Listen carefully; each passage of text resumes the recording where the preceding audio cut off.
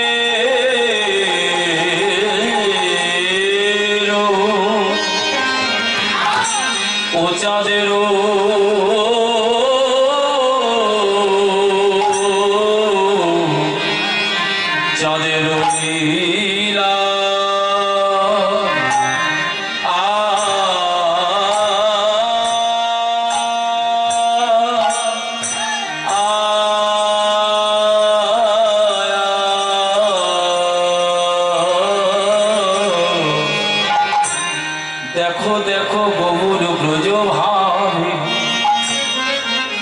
আমার গৌর ব্রজ ভাবে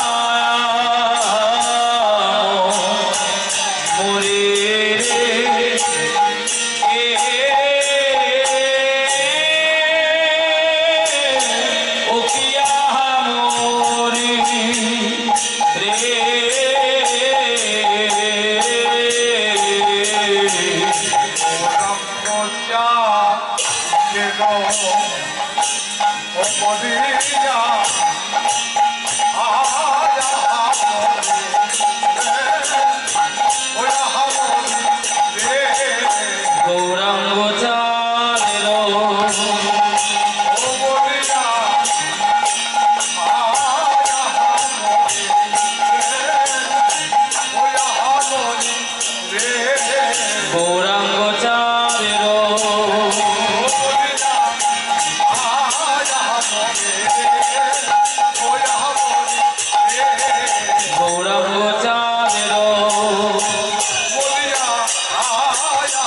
নিতাই গৌর হরি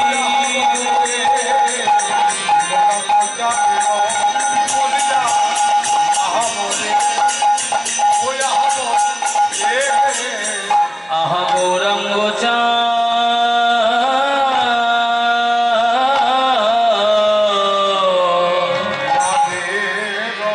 দেখো দেখো বিরলে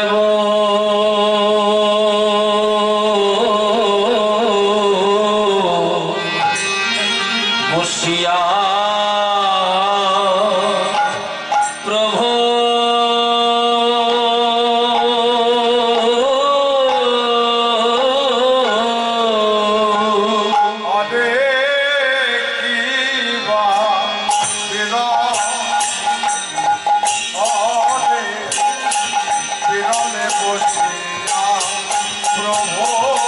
আরে কিবা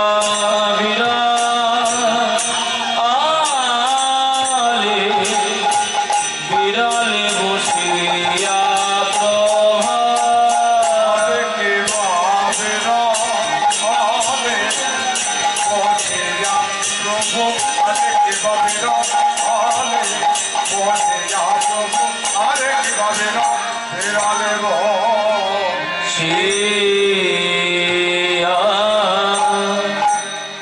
প্রভু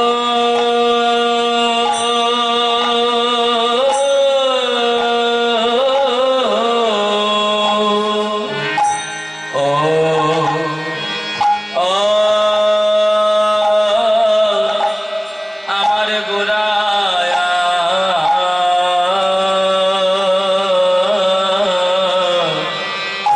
আরে ও বীরা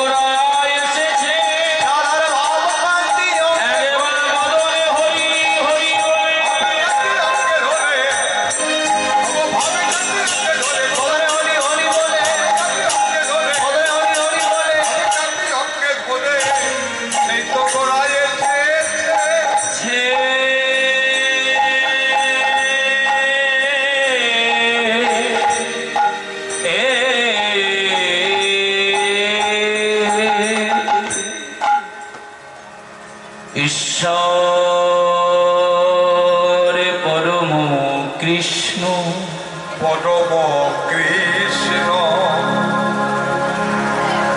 সচ্চি আনন্দ বিগ্রহ বিগ্রহ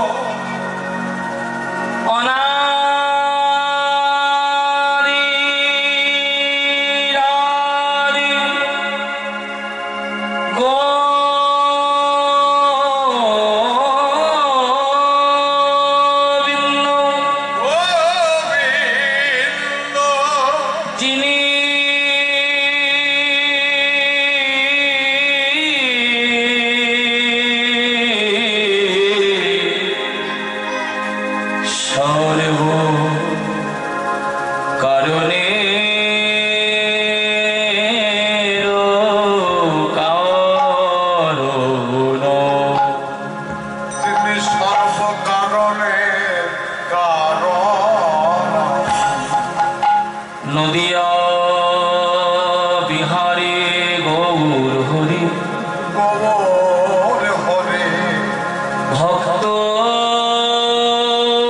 বাঞ্ছা কল্পতরু গৌর হরি গৌর হরি দীননাথ দীন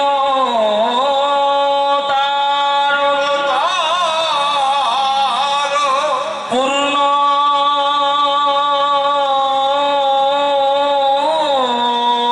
ব্রহ্ম সনাতন যিনি অক্ষয় যিনি অক্ষয় যিনি যিনি আরাধ্য দেবতায় আমার গোবিন্দ ব্রজধাম ছেড়ে দিয়ে ব্রজের কৃষ্ণ নবদ্বীপ মাঝে গৌর হয়ে এসেছে গৌর হয়ে এসেছে জয় জয় শ্রী রাধেশ্যাম। আজকের মোহিত হরিবাসর হরিবাসরের সর্বপ্রথমে আমার কৃষ্ণ ভক্ত এবং ভক্তিমতী মায়েদের সকলের শ্রী চরণে আমার মতো অধম কীর্তনিয়া শ্রী জগন্নাথ ঘোষের আপনাদের সকলের শ্রী চরণে আমার শত শত কোটি দণ্ডবত প্রণতি রইল।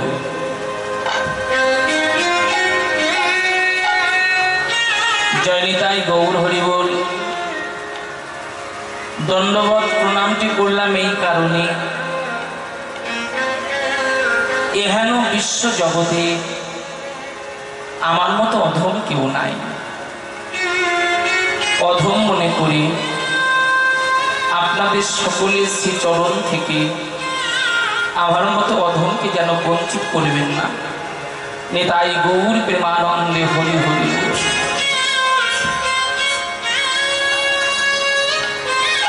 সর্বপ্রথমেই লীলা আস্বাদন করবো আমরা গৌর চন্ডিকা, যাকে বলি নবদ্বীপ লীলা।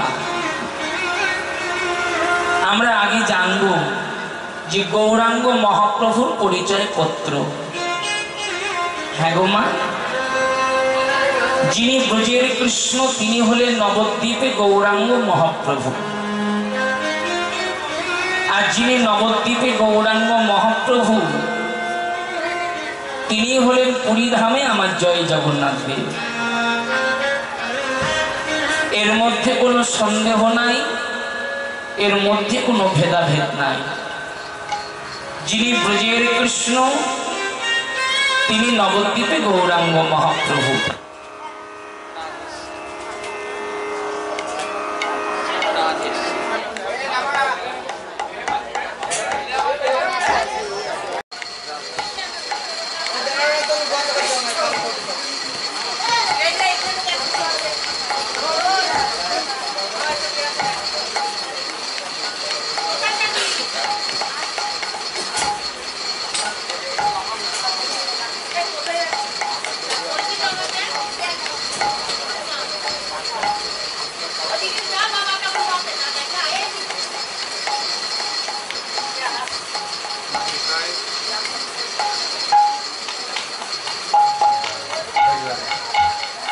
রাধেশ্যাম নিতাই গৌর হরি হরি বল।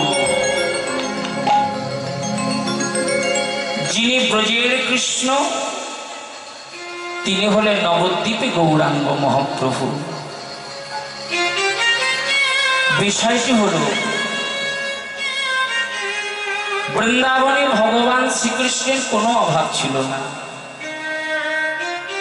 যারা বৃন্দাবনে গেছো গো মা, যারা গিয়েছো বাবা বৃন্দাবনে, গ্রামটির নাম হলো নন্দগ্রাম। সেহানো নন্দগ্রামে নন্দ রাজার বাড়িতে যেতে গেলে আমাদের যেমন একতলা থেকে দোতলায় উঠতে গেলে 18টা 20টা সিঁড়ি ভাঙতে হয়, নন্দ রাজার বাড়িতে যেতে গেলে 250 সিঁড়ি ভেঙে তারপরে নন্দ রাজার বাড়িতে যেতে হয়। যারা গেছে তারা জানো, আগামীতে যারা যাবে আমার কথা সেদিন মনে পড়বে। ভগবান শ্রীকৃষ্ণ হলো রাজার ছেলে।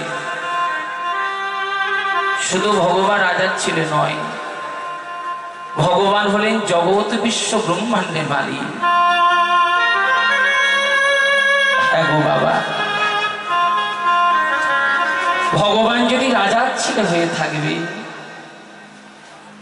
ভগবান যদি জগৎ বিশ্ব ব্রহ্মাণ্ডের মালিক হয়ে থাকবে, যে কৃষ্ণকে আপনারা ভালোবেসে ঘরে বসিয়েছেন সিংহাসনে, ভগবান হলো রাজার ছেলে, ভগবান হলো জগৎ বিশ্ব ব্রহ্মাণ্ডের মালিক। এই জায়গাটি একটু বুঝবেন। সত্য যদি ভগবান জগৎ বিশ্ব ব্রহ্মাণ্ডের মালিক হয়ে থাকবে, বলুন মধুর বৃন্দাবনে ভগবান কৃষ্ণের কিসের অভাব ছিল গো? আমার কথাটা বুঝবেন বাবা। এমন কি ভগবান কৃষ্ণের অভাব ছিল মধুর বৃন্দাবনে?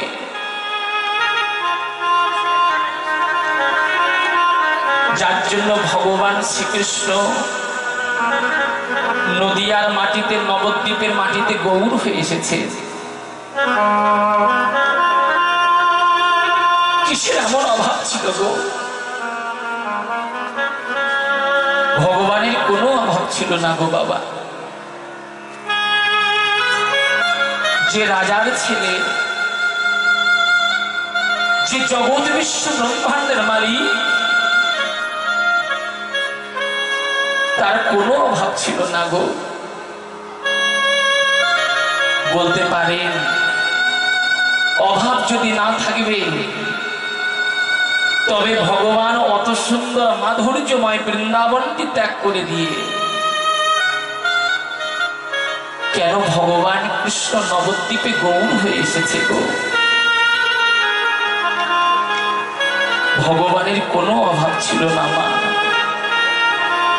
শুধু একটি অভাব। সেই অভাবটি ভগবানের মধুর বৃন্দাবনে পূরণ হয়নি গো। সেই অভাবটি ভগবানের পুরাবার জন্য ব্রজের কৃষ্ণ নবদ্বীপে গৌর হয়ে এসেছে। অভাবটা কি জানেন? অভাবটি হলো বৃন্দাবনে থেকে ভগবান শ্রীকৃষ্ণ নিজের মনে নিজে এইটুকু বিচার করেছিল। কি বিচার করলো জানো গো বাবা? ভগবান এইটুকু বিচার করেছিল,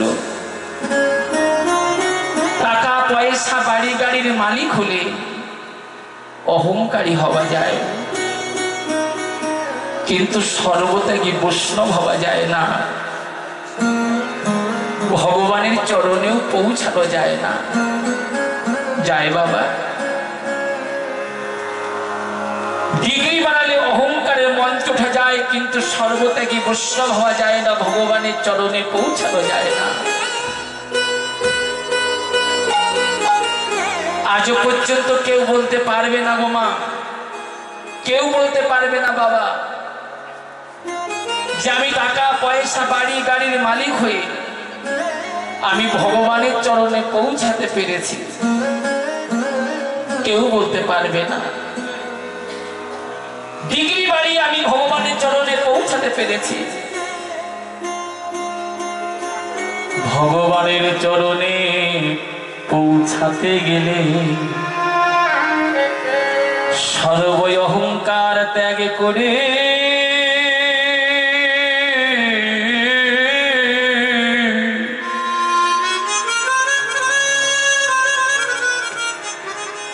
বৈষ্ণব চরণ ধুলি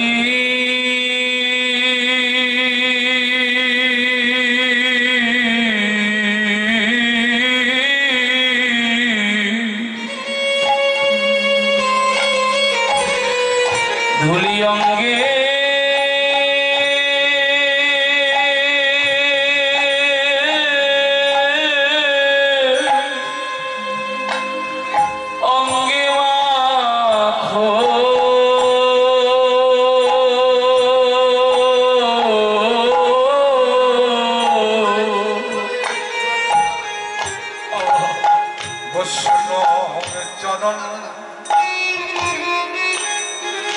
চরণে ধুলি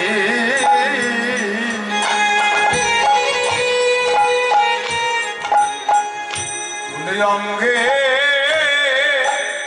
মাখো বৈষ্ণব চরণ ধুলি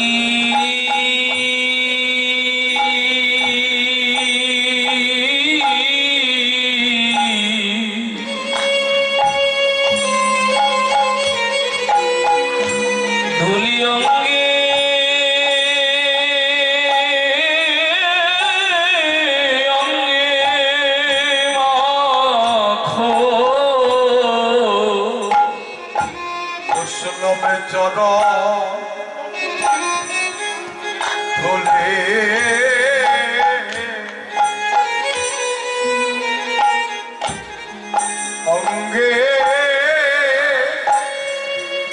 মাখো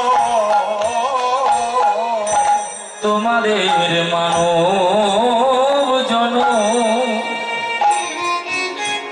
জনম ধন্য হবে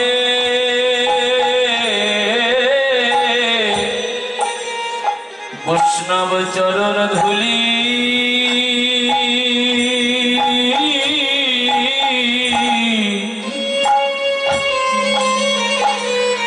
ধুলি অঙ্গে মাখো তোমাদের মানব নিতাই গৌর হরি মানবে জনমে ধন্য হবে বৈষ্ণবে চরণ ধুলে অঙ্গে মাখো ধুলা যারাই মাখে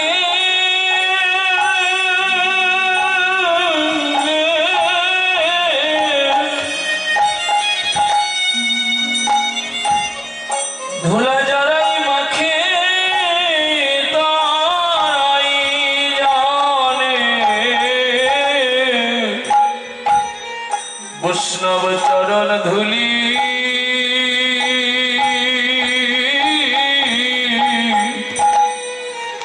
ধুলি অঙ্গে মাখো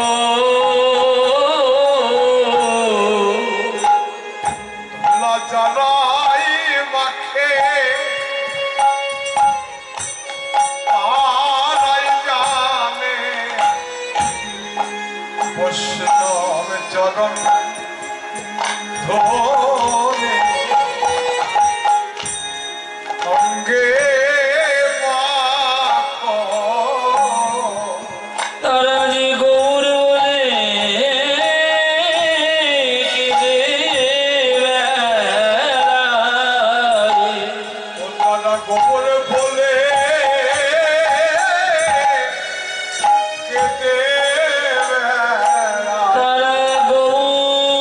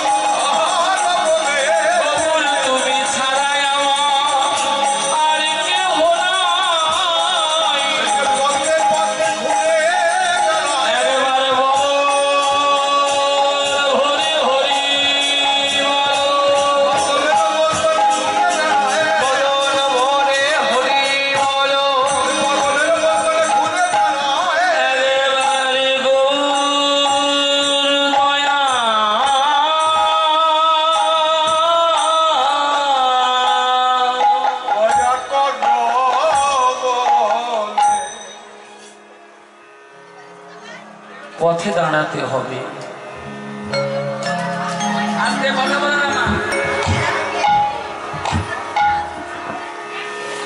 সবকিছু হারিয়ে ফেলে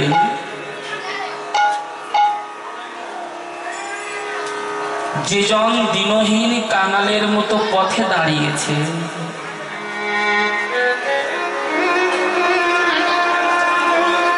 দেহব্রত মন প্রাণ জীবন যৌবন সব আমার গৌর চরণে দান করে দিয়েছে।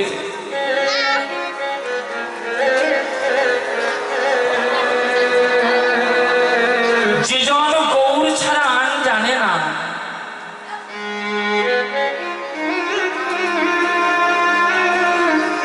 ভগবান তো সেই ভক্তের চরণে দাস হয়ে যায়।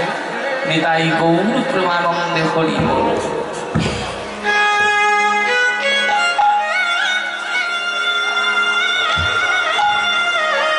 চঞ্চল হবেন না মায়েরা,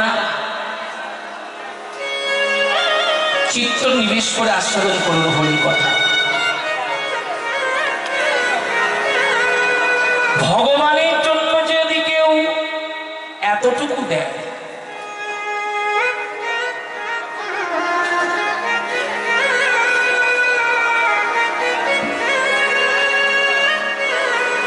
ভগবানের জন্য যদি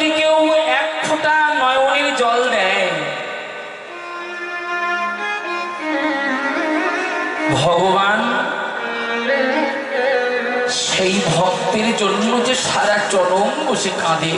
এই দায়ে গৌর হরি বল।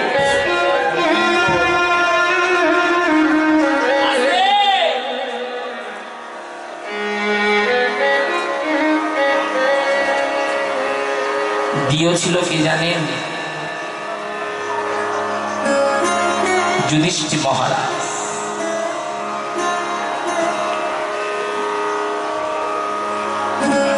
আস্বাদনটা মন দিয়ে করবেন, তাহলে বুঝতে পারবেন। যুধিষ্ঠির মহারাজ রাজস্ব যজ্ঞ করেছিলেন।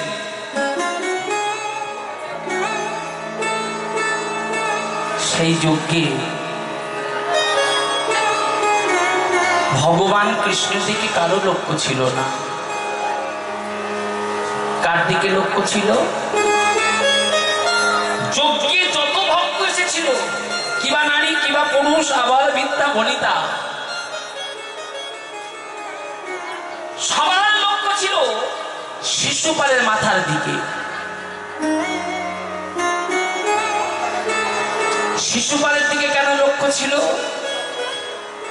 কারোর লক্ষ্য ছিল না কৃষ্ণের দিকে। কেন শিশুপালের দিকে লক্ষ্য ছিল জানেন? শিশুপাল যখন জন্মগ্রহণ করেছিলেন, এই তোমরা বাড়ির মালিক এত কথা বলছো কেন?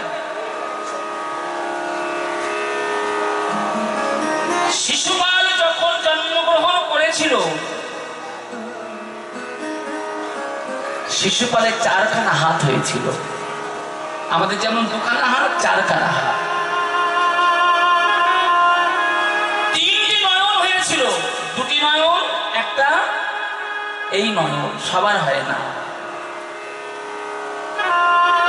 শিশুপালের মা সম্পর্কে কৃষ্ণের গ্রাম্য পিসিমা, কুন্তী দেবী নয় কিন্তু, গ্রাম্য পিসিমা। শিশুপালের মা কাঁদছে, ভগবান তুমি আমাকে একটা সন্তান দিলে, তুমি তাকে 4খানা হাত দিলে, 3টে নয়ন দিলে, কাঁদছে।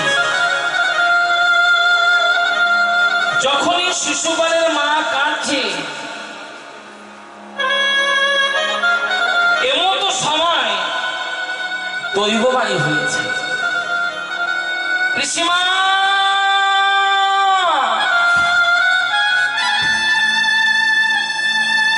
কেঁদো না, পিসিমা চোখের জলটা মুছে ফেলো, কেঁদো না। দৈববাণী করলেন ভগবান কৃষ্ণ, তোমার শিশুপাল প্রথমে যার বদনকে দর্শন করবে, প্রথমে যার বদন দর্শন করবে, দর্শন করবার মাত্র 2টি হাত খসে পড়ে যাবে, আর 1টি নয়ন ঠিকরে বার হয়ে যাবে। যেই না দৈববাণী করলেন ভগবান কৃষ্ণ, সঙ্গে সঙ্গে শিশুপালের সম্মুখে এসে দাঁড়ালেন অনাদি রাদি কৃষ্ণ ভগবান। তাই গৌর হরি বল। জায়গাটা কিন্তু বুঝবেন, যে দৈববাণী করেছে সেটা কিন্তু শিশুপালের মা জানতো না কে দৈববাণী করলো। শিশুপালের সম্মুখে এসে দাঁড়ালেন অনাদি রাদি কৃষ্ণ ভগবান।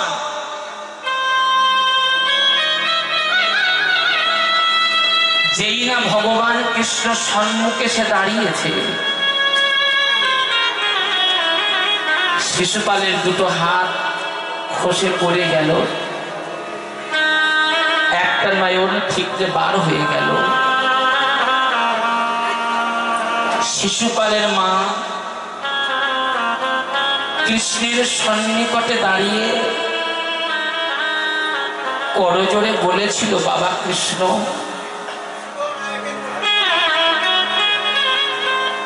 আমি বুঝতে পেরেছি বাবা, আমি জানতে পেরেছি বাবা, তোর হাতে আমার শিশুপালের মৃত্যু হবে। মা তো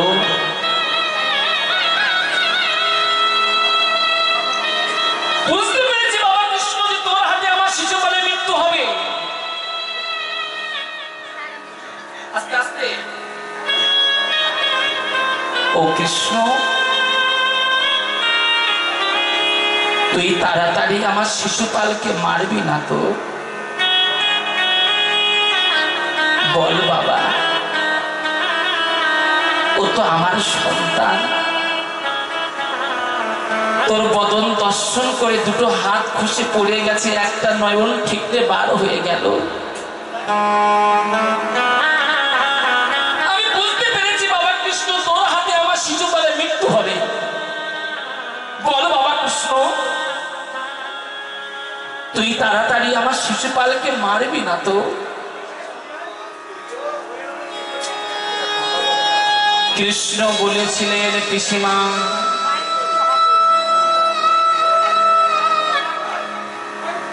ওরা কথা বলে বলুক, তোমরা আমার দিকে মন দাও, নিষেধ করলেও শুনবে না। কৃষ্ণ বলেছিলেন, পিসিমা তোমার শিশুপালের 100 অপরাধ পর্যন্ত ক্ষমা করব। বুঝতে পেরেছেন? 100 অপরাধ পর্যন্ত ক্ষমা করব, তার বেশি আমি আর ক্ষমা করতে পারবো না।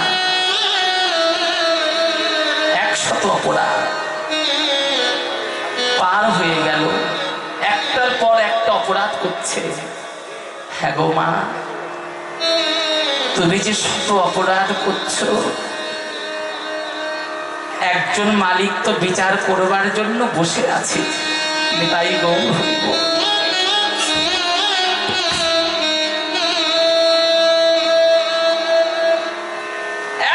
অপরাধের বেশি হয়ে গেল। কখন জানেন? আজকে যে জায়গাটা আমরা পৌঁছেছি,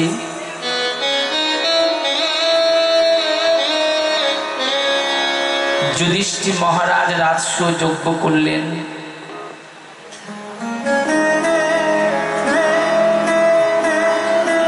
ভগবান কৃষ্ণকে সভাপতি করেছিলেন। এইরকম কেন হচ্ছে? রাধেশ্যাম, আজকে আমার দিকে লক্ষ্য করো মা। 100 অপরাধের বেশি হয়ে গেল। কখন জানেন? যুধিষ্ঠির মহারাজের যে রাজস্ব যজ্ঞ করবে,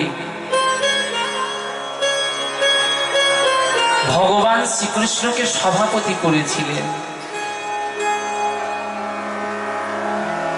ভীমকে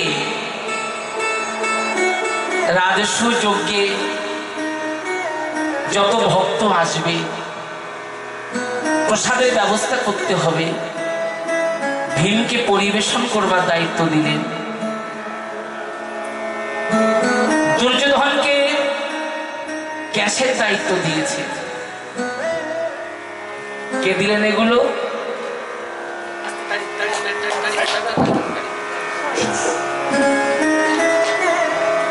রাধে।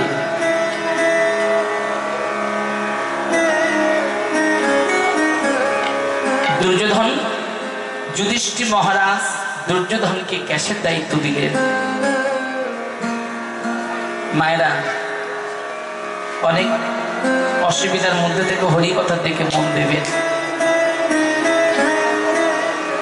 দ্রৌপদীকে রন্ধনশালায় রান্না বান্না করবার দায়িত্ব দিলেন।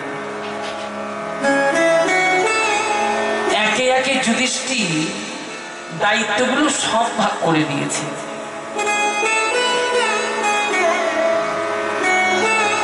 একে একে সব দায়িত্বগুলো ভাগ করে দিল।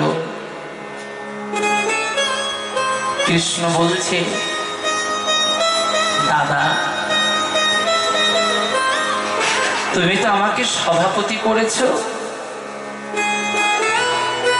দুর্যোধন শত্রুদল ওদেরকে ক্যাশের দায়িত্ব দিয়েছো, খুব ভালো করেছো, ভীমকে পরিবেশন করবার দায়িত্ব দিয়েছ।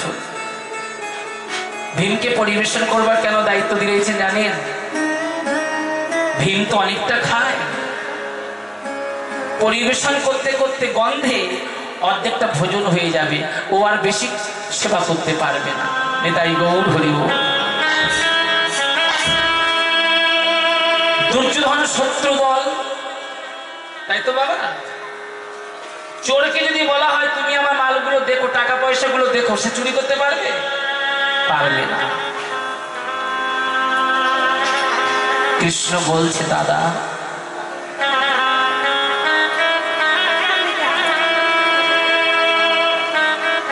এত সুন্দর যজ্ঞ হবে,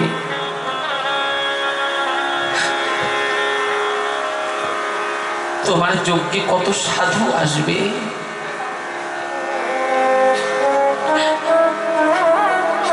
যজ্ঞে কত বৈষ্ণব আসবে, যজ্ঞের দ্বারে যুধিষ্ঠিরকে বলছে দাদা কিছুটা জলের ব্যবস্থা করে রাখবে।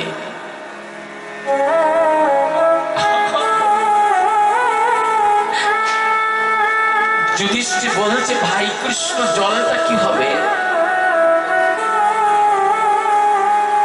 বুঝতে পারছেন তো মা? যুধিষ্ঠির বলছে ভাই কৃষ্ণ জলটা কি হবে? দাদা কত ভক্ত তোমার যজ্ঞে আসবে, কত সাধু আসবে, কত বৈষ্ণব আসবে,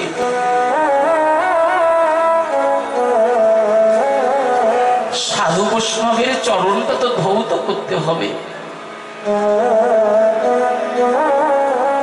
আমি কৃষ্ণ, আমি ভগবান, পৃথিবীতে সমস্ত ভক্ত আমার চরণ ধরে কাঁদে,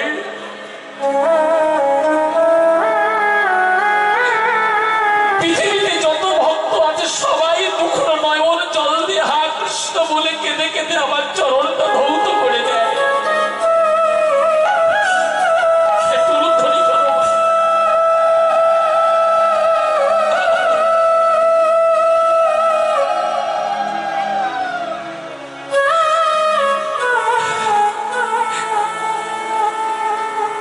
আমি ভগবান কখনো কোনোদিনই তো ভক্তের চরণ ধরে কাঁদেনি,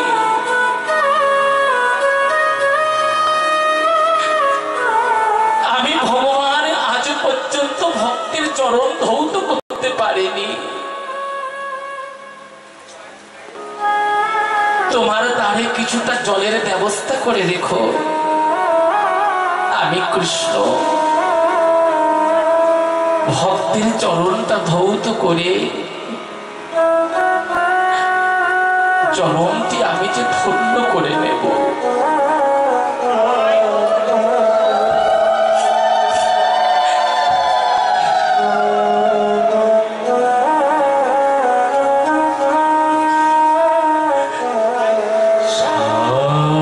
সাদ মিটায়ে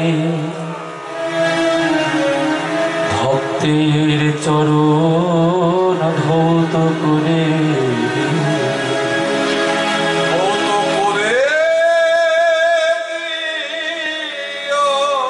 বলি জনমা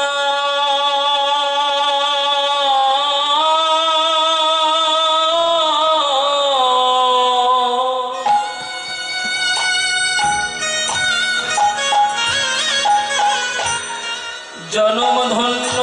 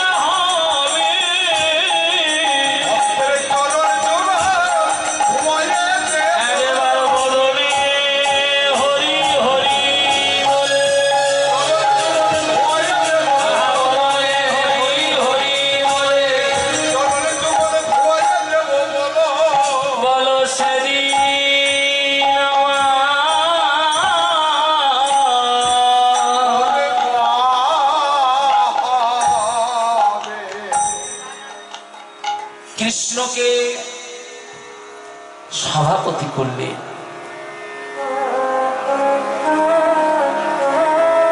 সেই যজ্ঞে যত ভক্ত ছিল, আবার বৃদ্ধা বনিতা,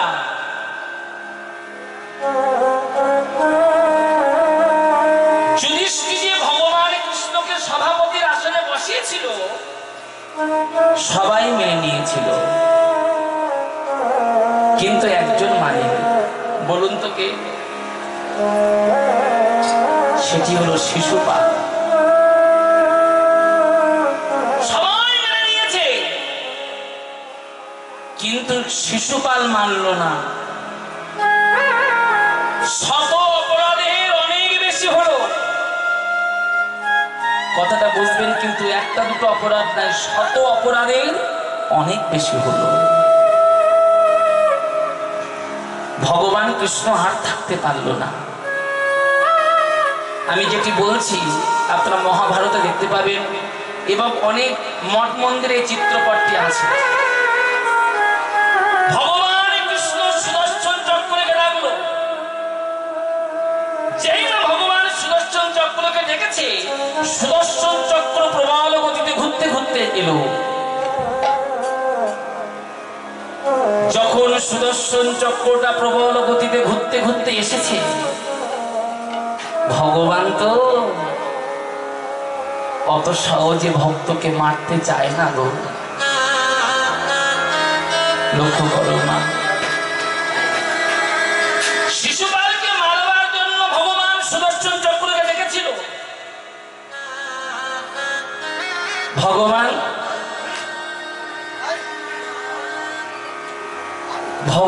থাকতে পারল না। সুদর্শন চক্রটা এই অঙ্গুলিতে ধরেছিল, দেখেছেন চিত্রপটটি? এই অঙ্গুলিতে যেই না ভগবান কৃষ্ণ সুদর্শন চক্রটা ধরলে, ভগবান কৃষ্ণের অঙ্গুলিটা কেটে গিয়ে, অঙ্গুলি মানে আঙুল, অঙ্গুলিটা কেটে গিয়ে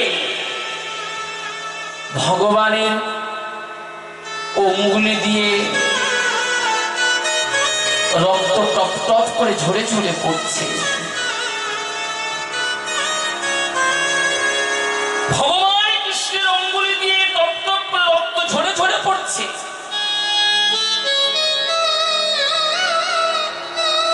আমি কিন্তু প্রথমে বলেছি, সবার লক্ষ্য ছিল কার দিকে? বলো মা। সেই যজ্ঞে সবার লক্ষ্য ছিল কার দিকে? শিশুপালের মাথার দিকে। কারোর লক্ষ্য ছিল না ভগবান কৃষ্ণের দিকে। কৃষ্ণের অঙ্গুলিটা কেটে গিয়েছে, কৃষ্ণের অঙ্গুলি দিয়ে রক্ত ঝরে ঝরে পড়ছে। কারোর লক্ষ্য ছিল না ভগবান কৃষ্ণের দিকে। কিন্তু একজন ভক্তিমতী মায়ের লক্ষ্য ছিল ভগবান কৃষ্ণের দিকে। বলতে পারলে? ঠিক বলেছ মা। একজন ভক্তিমতী মায়ের লক্ষ্য ছিল ভগবান কৃষ্ণের দিকে। সেই ভক্তিমতী মাতা কে জানো? সেই ভক্তিমতী মাটি হলো দ্রৌপদী। দ্রৌপদী রন্ধনশালায় রান্না বান্না করছিল। রন্ধনশালার ঘরের দুয়ারে দাঁড়িয়ে দ্রৌপদী দেখতে পেল ভগবান কৃষ্ণের অঙ্গুলি দিয়ে রক্ত ঝরে ঝরে পড়ছে।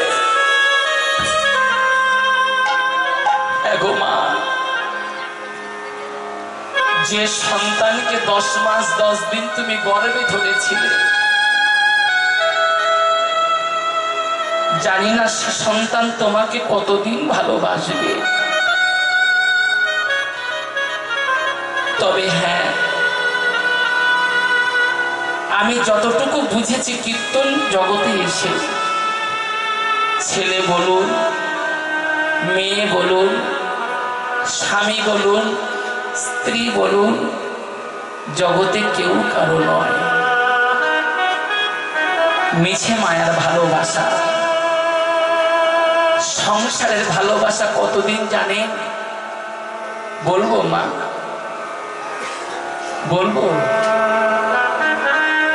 সংসারের ভালোবাসা যতদিন আপনি সংসারে দিতে পারবেন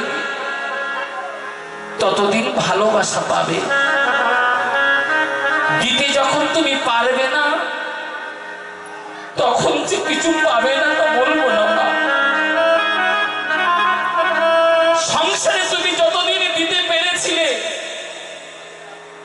যতটুকু পেয়েছিলে, দিতে যখন পারবে না আরো বেশি পাবে। বেশি পাবে কি জানো? শুধু ঘাত প্রতিঘাত, আর শুধু বুক ভরা শুধু ব্যথা।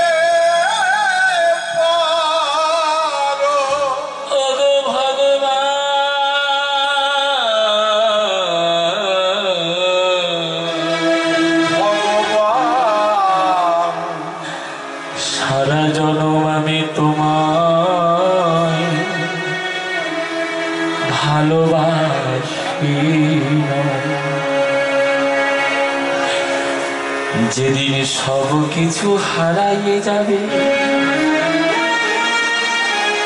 লক্ষ্য করো বাবা, এই দিনটা সবার জন্মে একদিন আসবে। স্বামী বলুন, স্ত্রী বলুন, ছেলে বলুন, মেয়ে বলুন, ভাই বলুন, বন্ধু বলুন, জগতে কেউ কারো নয়। এই যে সুন্দর দেহটা পেয়েছো না মা, এই দেহটা হলো ভজনযোগ্য দেহ। হ্যাঁ, এই দেহের ভালোবাসা কতদিন জানো? যতদিন দেহের ভিতরে আমার আত্মা রূপে গোবিন্দ থাকবে ততদিন ভালোবাসা পাবে। যতদিন দেহের ভিতরে প্রাণ থাকবে ততদিন ভালোবাসা থাকবে। দেহ থেকে যেদিন আত্মা রূপে গোবিন্দ চলে যাবে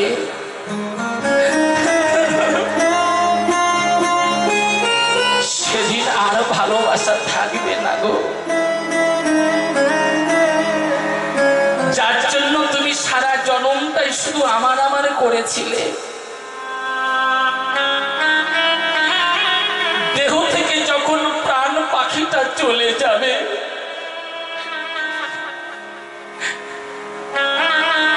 আর সময় দেবে না গো।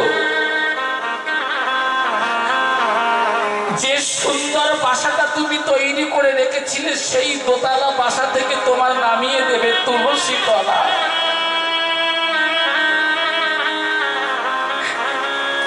আগেই কিন্তু বলেছি সবার জন্মে এই দিনটা একদিন আসবেই আসবে। কীর্তন আসরে এসেছে তো মা,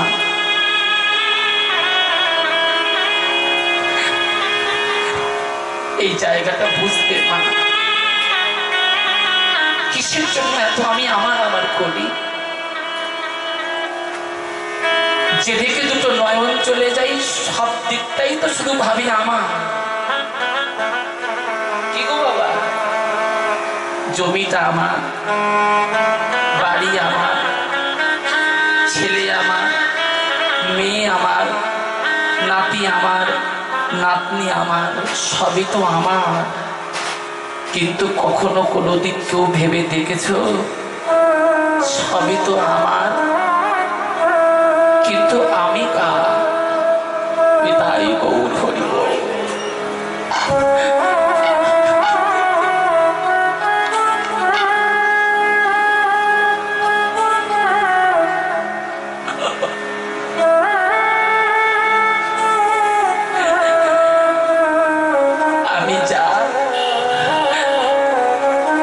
আমি যার জন্য এসেছি, কই তাকেই তো ভালোবাসা হলো না গো। সেদিন বুঝিবে আমি কার, যেদিন তোমার তুলসী তলা সার হবে,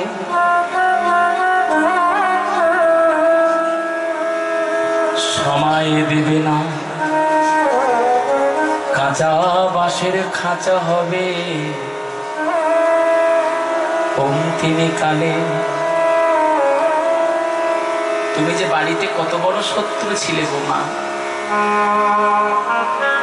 সেই দিন বুঝতে পারবে যে কত বড় শত্রু তুমি বাড়িতে ছিলে। একটুখানি এইগুলো মনের কাছে বিচার দেবে, তবে আমাদের প্রতিহিংসা থাকবে না।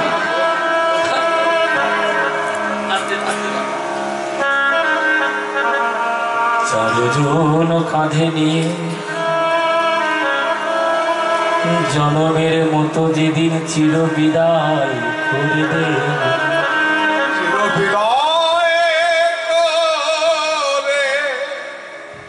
মাটির পাত্রে গোবর গুলে গোবর ছড়া দিতে দিতে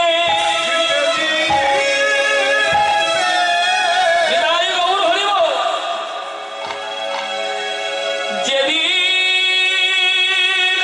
শত্রু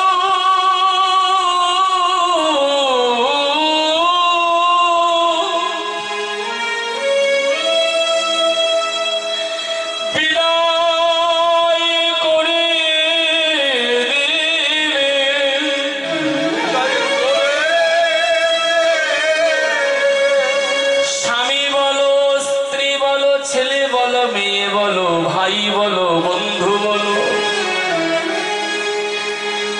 এসেছিলাম একা, যেতে হবে একা। সেদিন তোমার পথের সাথী কেউ হবে,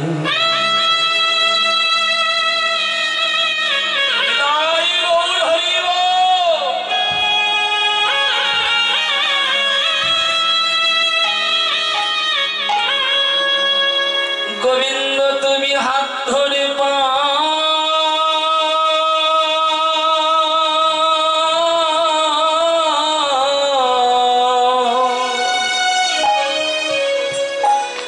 পার করে